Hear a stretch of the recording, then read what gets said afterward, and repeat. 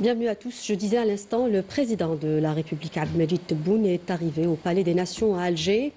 pour adresser un discours à la nation devant les deux chambres du Parlement.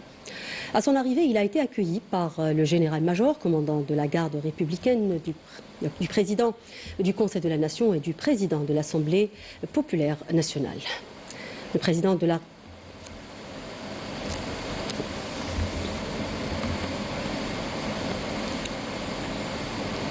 Le président de la République a par la suite salué les hauts responsables de l'État qui étaient à son accueil, notamment le Premier ministre, la présidente de la Cour constitutionnelle, le directeur de cabinet à la présidence de la République, le secrétaire général de la présidence de la République, le ministre d'État, ministre des Affaires étrangères, de la communauté nationale à l'étranger et des Affaires africaines, le ministre d'État, ministre de l'Énergie et des Mines, le ministre d'État chargé de l'Inspection générale des services de l'État, des collectivités locales, le ministre de l'Intérieur, des collectivités locales et des Transports, le ministre de la Justice, garde des Sceaux, le ministre des Finances ainsi que le secrétaire particulier du président de la République. Le président de la République, Abdelmadjid Tebboune, a adressé un discours à la nation devant les deux chambres du Parlement à l'occasion d'un rendez-vous annuel considéré comme un engagement constitutionnel consacré depuis l'année 2023, et ce dans le cadre d'une approche institutionnelle fondée sur la communication régulière et transparente avec les représentants du peuple et de l'opinion publique nationale en tant que tradition politique présidentielle établie.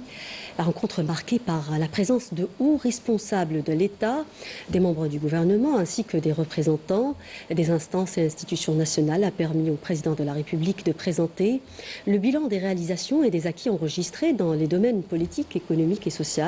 tout en réaffirmant la poursuite des efforts visant à consolider ces acquis dans l'ensemble des secteurs afin de préserver la dignité du citoyen et assurer son bien-être, ainsi que la mise en œuvre des programmes dédiés au développement économique et social. Le président de la République a souligné la dynamique qui a marqué les deux chambres du Parlement et lui a permis de consacrer les prérogatives du pouvoir législatif, notamment à travers l'exercice de son droit d'initiative en matière de proposition de loi, à l'exemple du Code de la nationalité et la loi criminalisant la colonisation. Le président de la République a affirmé avoir répondu dans le cadre du dialogue à l'ensemble des revendications formulées par les partis politiques, tout en poursuivant la mise en œuvre d'un programme de développement durable et la consécration de la non-gouvernance dans l'intérêt du peuple. Il a également souligné que la justice restera vigilante face à toutes les manifestations de la corruption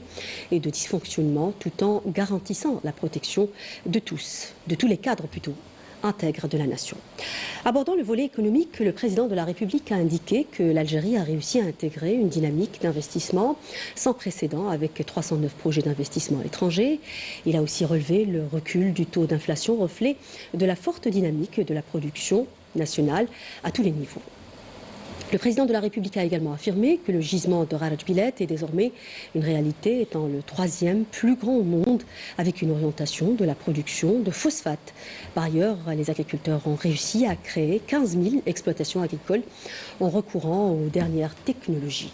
Le président a également mis l'accent sur les mesures sociales destinées à préserver le pouvoir d'achat des citoyens, rappelant les nouvelles revalorisations des salaires. Il a souligné que ces augmentations s'inscrivent dans un effort continu pour renforcer la cohésion sociale, affirmant que la justice sociale reste un élément central du développement durable du pays.